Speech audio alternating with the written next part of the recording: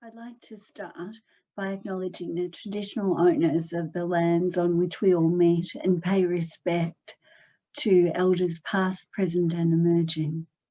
I recognise that sovereignty has never been ceded, always was, always will be Aboriginal land. This study with 56 people on their experiences of long-term disaster resilience was launched in 2019.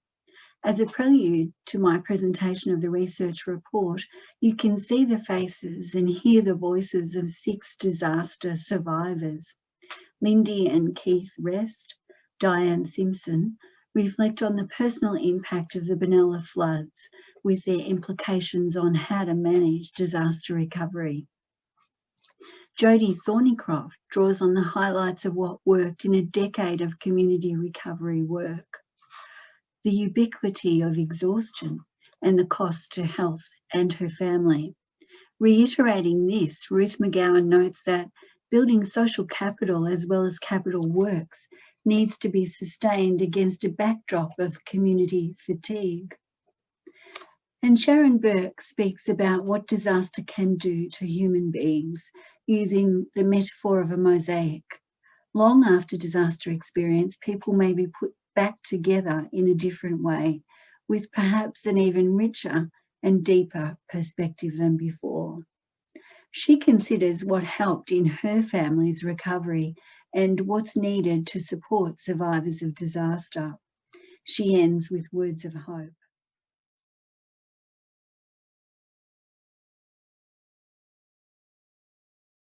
I suppose go back to the Ash Wednesday. My father died not long after the Ash Wednesday. He had severe diabetes, and so the impact wasn't on him until about 3 months later, where he had a heart attack, and it started to make me realise that in that community at that time there were other people who were older who had lots of illnesses started to pass away.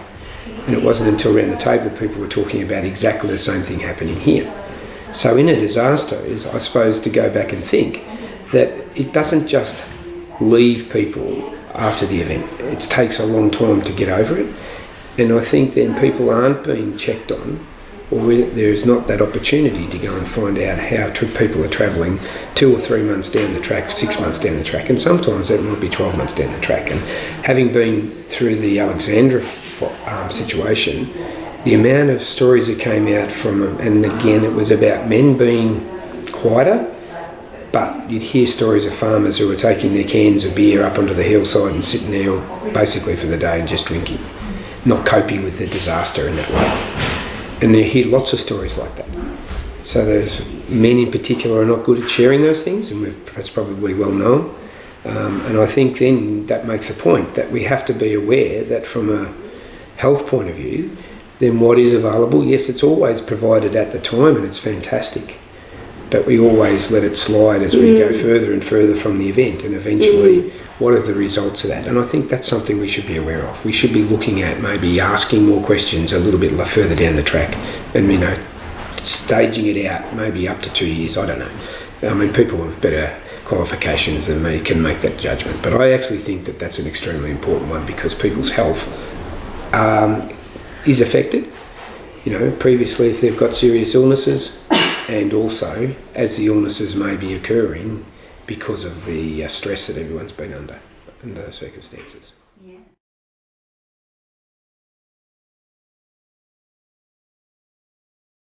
I used to live across the road from here.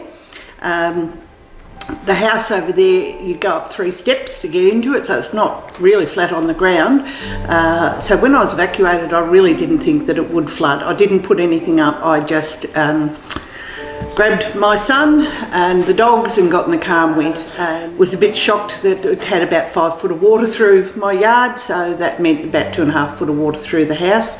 And you just don't ever get rid of the fear of it. It stays with you for a lifetime. You just don't ever really feel comfortable that it won't happen again. That I've only got one clean-up in me. It was just absolutely horrendous trying to do that. It was months and months and months. It was having to build dam walls out of towels and push the silt out of the house, because there was no other way to get the silt out of the house. There was probably 3 inches of silt through the house. It stuck to everything.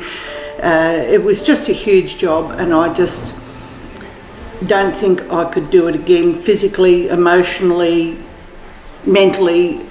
I've only got one clean-up in me, but look, if worse came to worse, I guess I am a pretty tough, pretty resilient person. I'd probably somehow do it, but I hope like hell I'll never have to.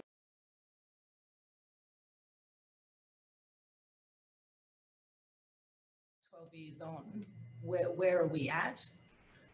We sort of either go, is it old age, because we're 12 years older, but you definitely haven't got the energy anymore, all the enthusiasm. It's complete burnout, really. It's hard. The system for community groups, especially at the time of the fires, we had 42 active community groups. Now we've only got 3. So it sort of boils down to exhaustion. The whole, grant system is exhausting. Like we had so many great projects, like our youth space, for example, completely closed down just before we went into COVID lockdown.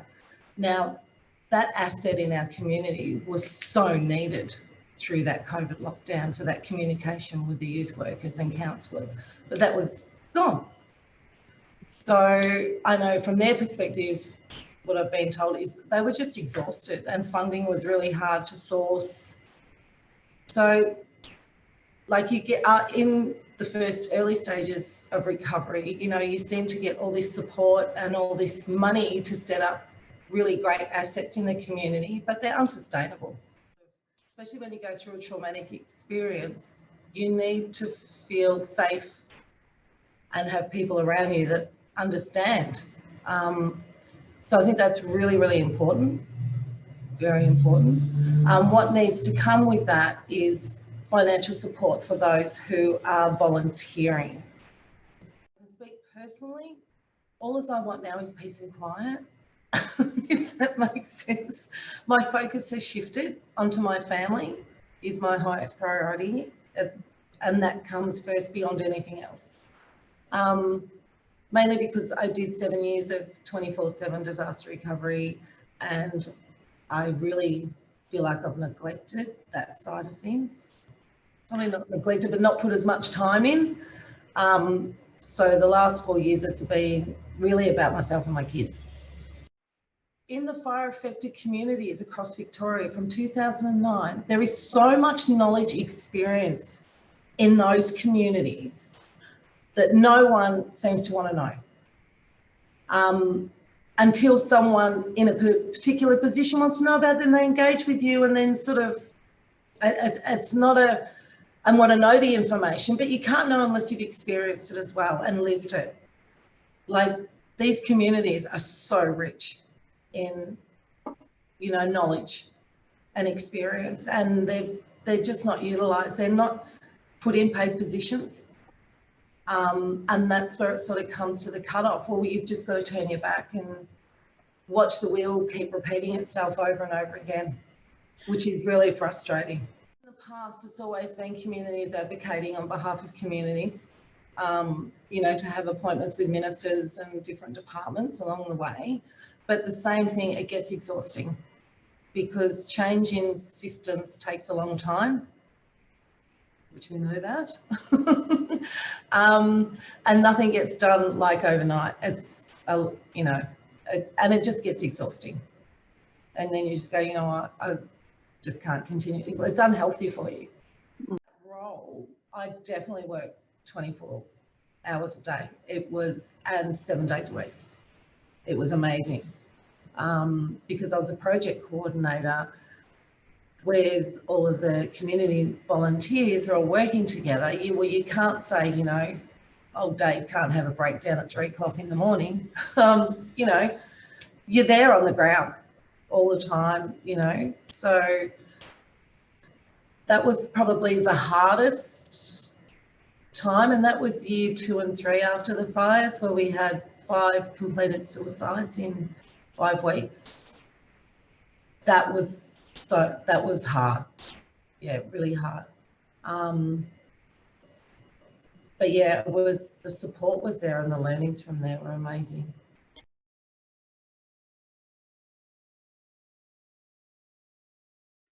Hi there, my name is Ruth McGowan. I've been asked by Dr. Deb Parkinson of Monash Uni to provide some insights into some of my experiences following on from Black Saturday 11 years ago and being actively engaged in my community 11 years later.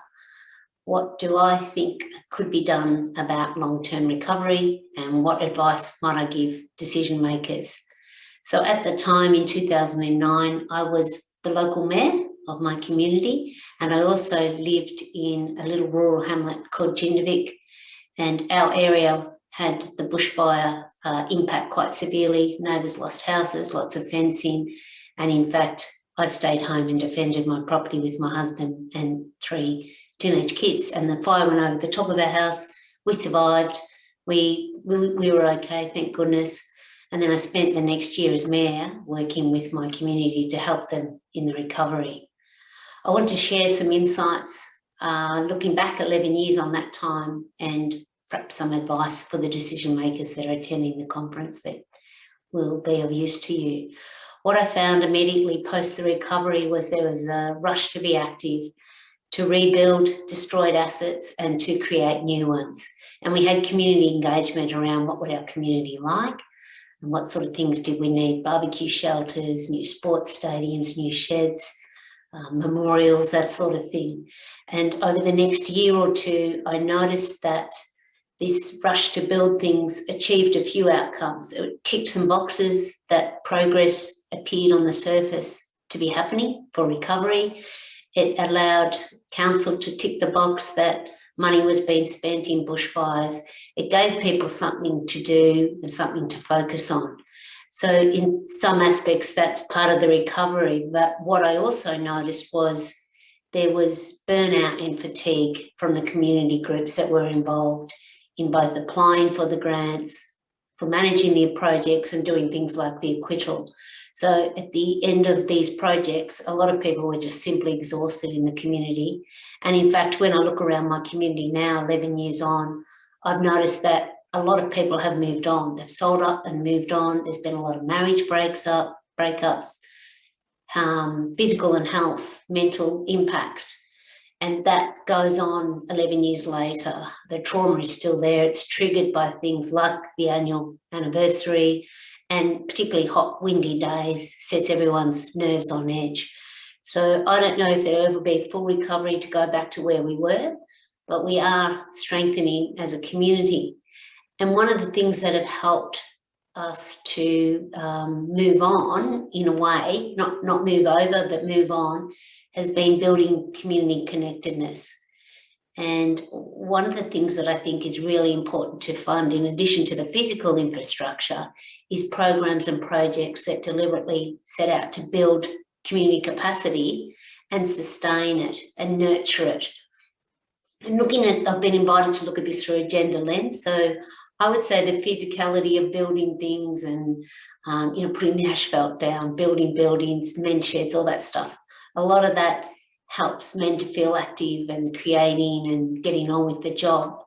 And the other work of connecting, checking in with people, running events, casserole nights, barbecues, what I've observed is that often falls to the women in the community. So that emotional work of keeping people nurtured and connected often seems to be women's work. So when we look at funding capacity building projects, the importance of that is that it needs to be ongoing. And I'll give you an example. At the moment, the municipality where I live is Baw Baw Shire. It's in West Gippsland, about 100 k's east of Melbourne in southern Victoria, southeastern Victoria. So we have community grants that people can apply for, and our community groups are only allowed to apply for capital work. So that's things like photocopiers and printers and air conditioners.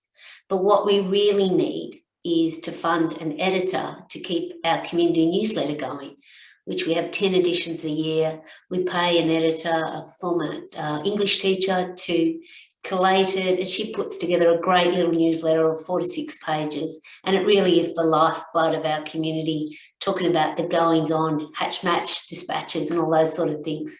But at the moment, we cannot apply for a grant to do that, and it's unfair to expect women to do this stuff for nothing. And if I've got one point, it's about building is not just physical stuff. Building in the recovery is not just assets and concrete and literally bitumen. It is also about building capacity, and that needs to be sustained against the backdrop of community fatigue. So if decision makers could keep that in mind too, and it costs money. People can't just keep doing this as volunteers because they'll get fatigued, they'll burn out, and they'll move away.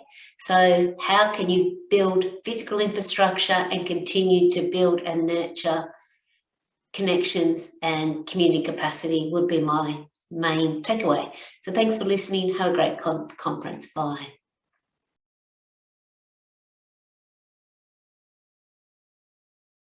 On the whole Black Saturday thing, I think I was completely unprepared for not just the disaster, but the way it was going to affect me as a human, you know, how it was going to pull me apart and really make me look at who I was and who my identity was. I sometimes think it's like a mosaic. You get smashed to pieces, but you put yourself back together again.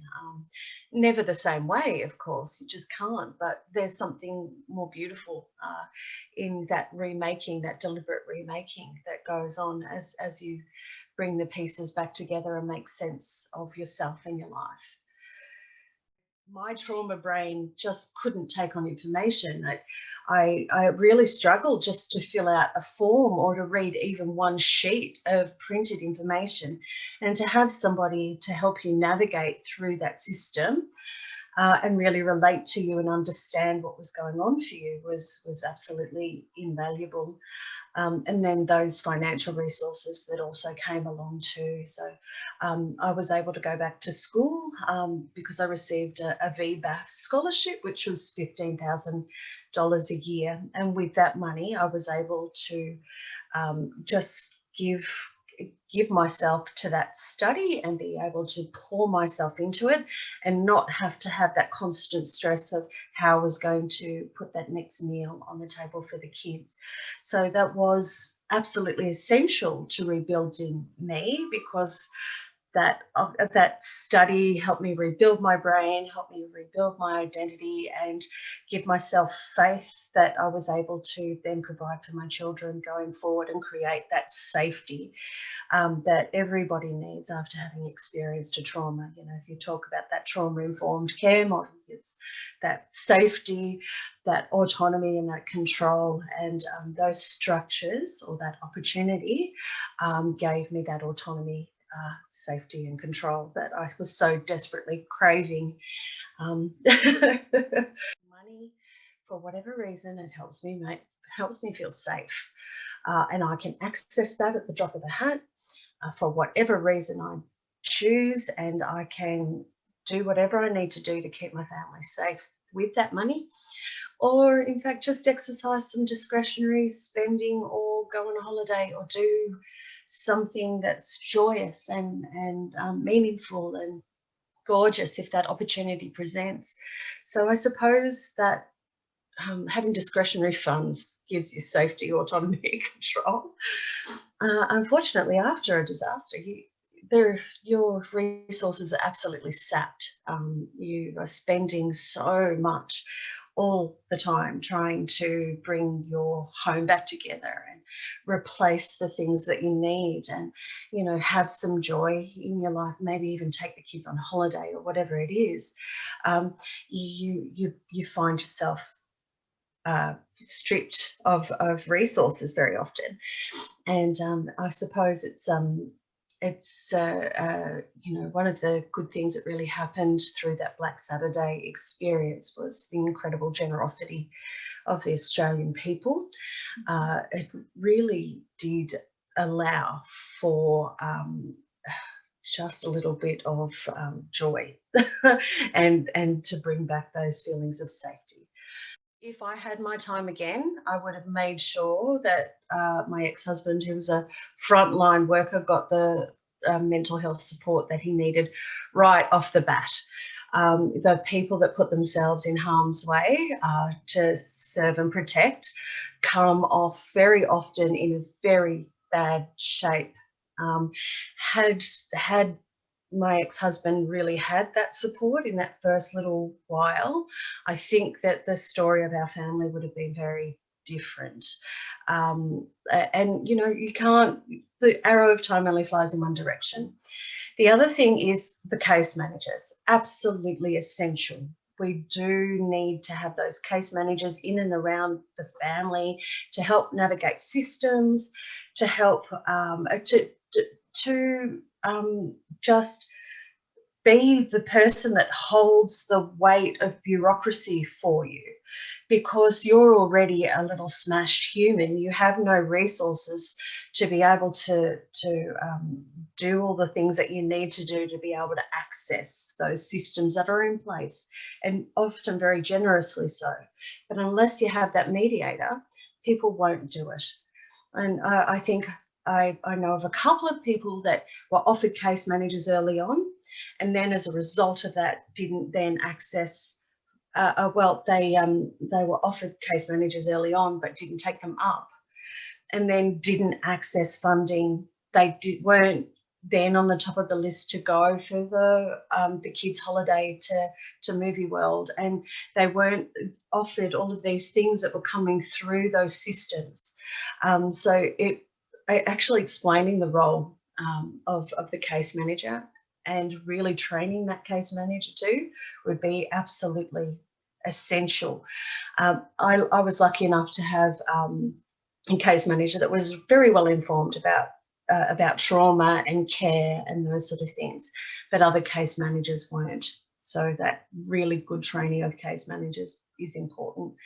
And then the last thing I would say is making sure that those structures are moving through really quickly for people, like they have their access to their insurance as quickly as possible.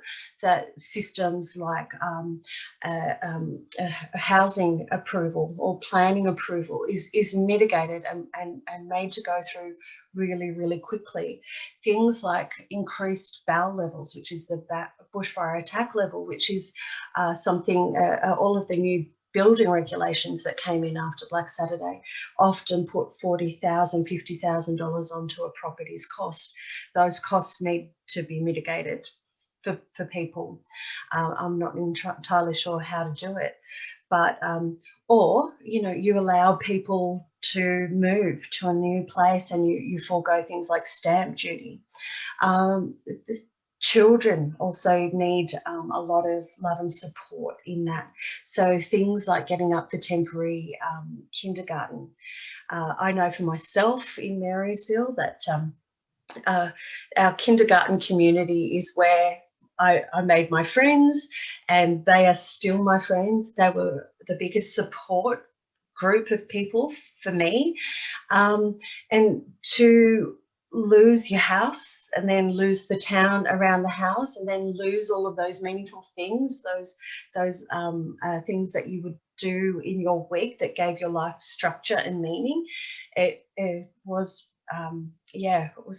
completely disarming. Almost a denuding experience. You felt incredibly naked without those structures, those familiar structures and routines around you. To get the kindergarten back up and the primary school back up and running as a focus of the kids, which we all like to focus on our kids, making sure that they're all right, give them some normality, but it's actually the conversations that happen around the outside of those structures. The parents, the kids are fine, we can go and have a cup of tea, we can talk about the things that we're doing, we're not re-traumatizing our children by talking about these things in front of them. So having a safe place for kids and that normality, a return to some sort of normality, really great. I think that was something that our community did really well. What I do want to say, I suppose, is probably not so much to the people that are sitting in the structures. just would love to say to the people that are going through it that it will be okay, that you will get there, that you will find a way to feel like you've got some normal back in your life, that you are strong enough to do it, that you can, and that one day you'll look at it in the rearview mirror and you might even feel a little bit grateful for the experience, because you will have learned and grown so much. And I know it's hard, and I'm so sorry, but you will be okay, I promise. I'd like to sincerely thank Lindy, Keith, Dianne, Jodie, Ruth and Sharon, and all 56 informants to the Long-Term Disaster Resilience Report. What follows is a snapshot from this research, and I urge you to go to the GADPOD website to read the full report. In launching the research in 2019, Commissioner Andrew Crisp provided a statement of support.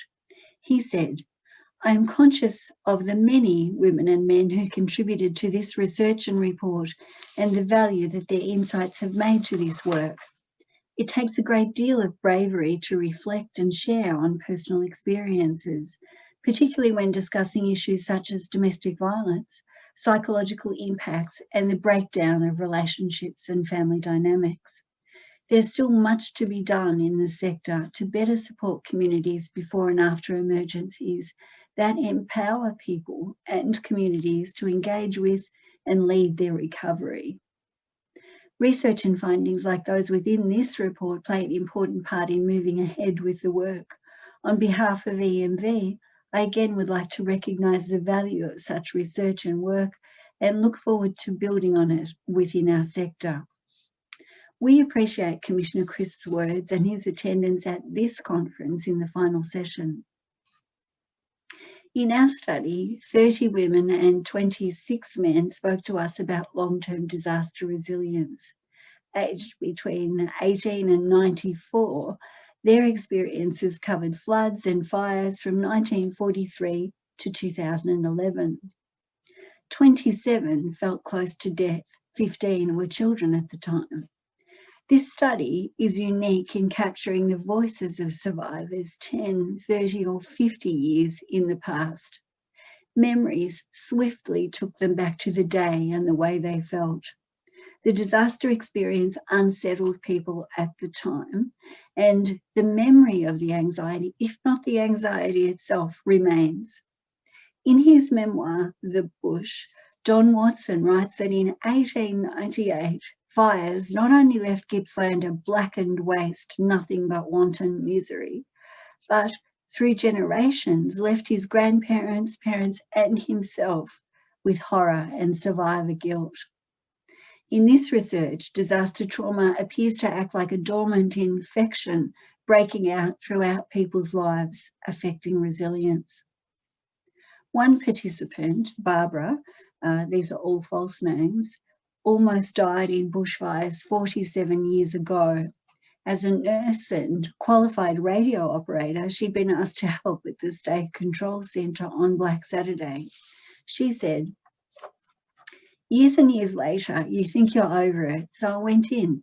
Well, I couldn't handle the fire videos. I hadn't realised how deep that trauma had actually gone, and I'm sitting there crying my eyes out. We live in great fear of that ever happening again. I don't think that's ever going to go away. The thing is, my body had that burning feeling as if I was back in that experience. I was safe. I was at the State Control Centre in Spring Street, but you can smell it and feel it and see it, and it's almost as if the room disappeared and you're back there." In contrast, a small number reported feeling strongly as a result of their disaster experience, valuing what they recognised as post-traumatic growth. Knowing their own strength bolstered their confidence and sharpened empathy. Several couples drew closer for their near-death experiences. But for many, there is no getting over it. Most participants spoke of triggers for unease or panic in the smell of smoke and dry gum leaves, helicopters overhead, rising floodwater or flood warnings, and code red announcements. In his 70s, Alex said of Black Saturday, I don't know that you ever forget, and it has to have a major impact on you. I don't think there's any recovery. Remembering Ash Wednesday, Melissa said, recovery is never over because you always really feel for the next incident. Elizabeth said that since the 74 floods, I don't know if things have ever been totally okay again. Well, I've never stopped thinking about it.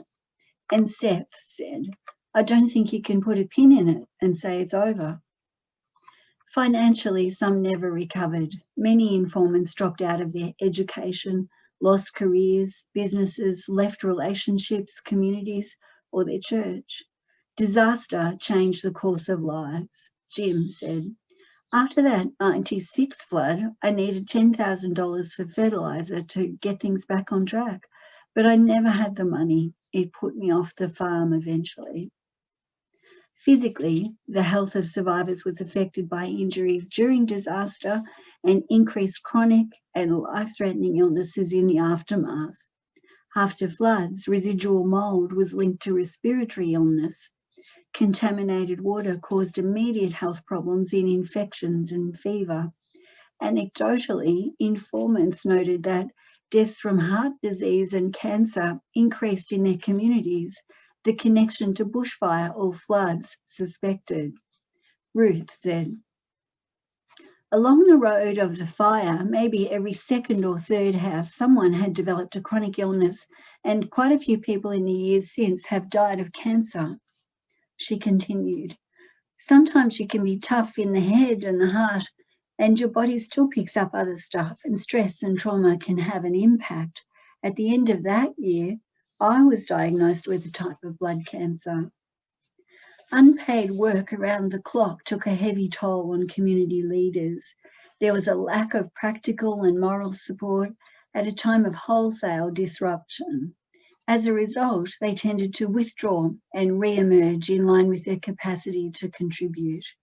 Leaders were faced with community members' grief, anger, and other heightened emotions, and were frequently blamed. Their standing within community relied on their empathy, availability, support, and their own resilience. But for some, in the years that followed, ill health and unemployment emerged. Deaths from suicide were seen as a consequence of the disaster and its aftermath, Aaron said. Something like 76 people committed suicide in the first 4 or 5 years after the fires. And Danny said, we've still got lots of people who are going through PTSD, and there are suicides as a result of what happened in 2009. Australian research indicates that 25% of disaster survivors have serious mental health issues. Relationship breakdowns, even many years after, had roots in the disaster. For many, anger, neglect, and pessimism broke down the fabric of family life. Informants spoke about their partner's violence, not seen before the fires. There were long-standing consequences in family rifts from witnessing or being the brunt of a father's abuse.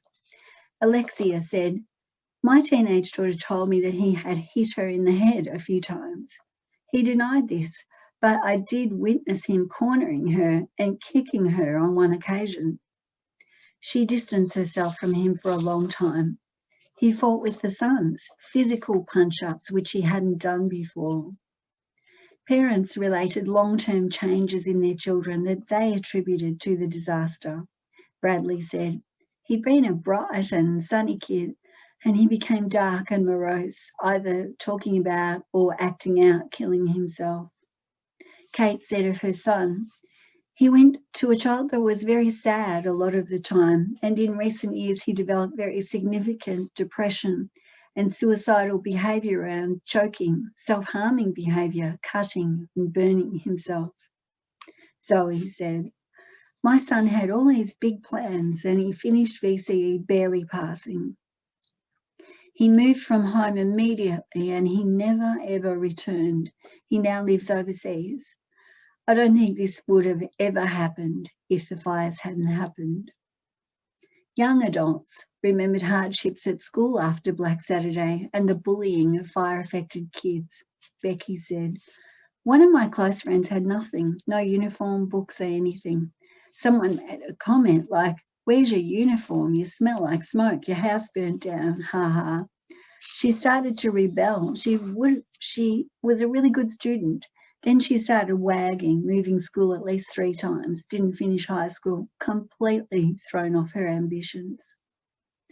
And still, years on, the wider, unaffected community continues to minimise and misunderstand long-term consequences of disaster. We ask, are you over it yet? 5 words that convey failure and judge another person's lack of resilience. This question was asked of survivors only weeks after and continues to be asked. It's clear from the interviews that disaster experiences and the way the immediate aftermath is managed have a profound effect on resilience in the long term. If Australians stopped asking this question and instead understand the damage we do in expecting people to get over disasters, people's sense of being resilient will be enhanced. This education could begin with community and political leaders and the media. In media coverage, catch cries of Australian spirit and communities pulling together could be replaced with more realistic and accurate statements, recognising the losses borne by survivors and the difficult times ahead. A disaster awareness day or community service announcement could educate Australians on the effect of disaster and the need for sympathy and empathy and sensitivity. Both government officials and media need to accurately report the roles of men and women. Instead, as we heard from Nick McKenzie at the Diversity in Disaster Conference, Time Press journalists are sent to find sooty heroes and women with babes in arms. This contributes to gender stereotyping that underpins a barrier to effective fire planning. Black Saturday had losses of $3 billion, 643 million of which was through loss of life. 173 people died on Black Saturday, and 42% of these were women and girls. In 50 years of bushfires to 2008, 40% of deaths were of females. Attention to fire planning within heterosexual couples offers the most effective way to reduce deaths in bushfires. Gendered expectations are so ingrained that choices of staying to defend by men and leaving to protect children by women can remain unnamed and unexamined, leading to preventable deaths in disasters. Women still have less autonomy than men. Sometimes they're prevented from leaving or wait to take advice from their male partner, or women delay attempting to leave, trying to persuade men to go. A particular burden for children was watching parents argue about what to do, delaying action while in danger. A decade on, this haunts one young woman, Samantha said. So we had photos, clothes, food, water in the back of the Subaru, had the cat in a carrier, and it was just sort of like waiting for mum to prompt. My dad was adamant. He's like, if anything's happening, I'm staying. So there was a bit of a fight between my parents on what decision was going to be made, staying or going. My mum didn't want anyone staying behind.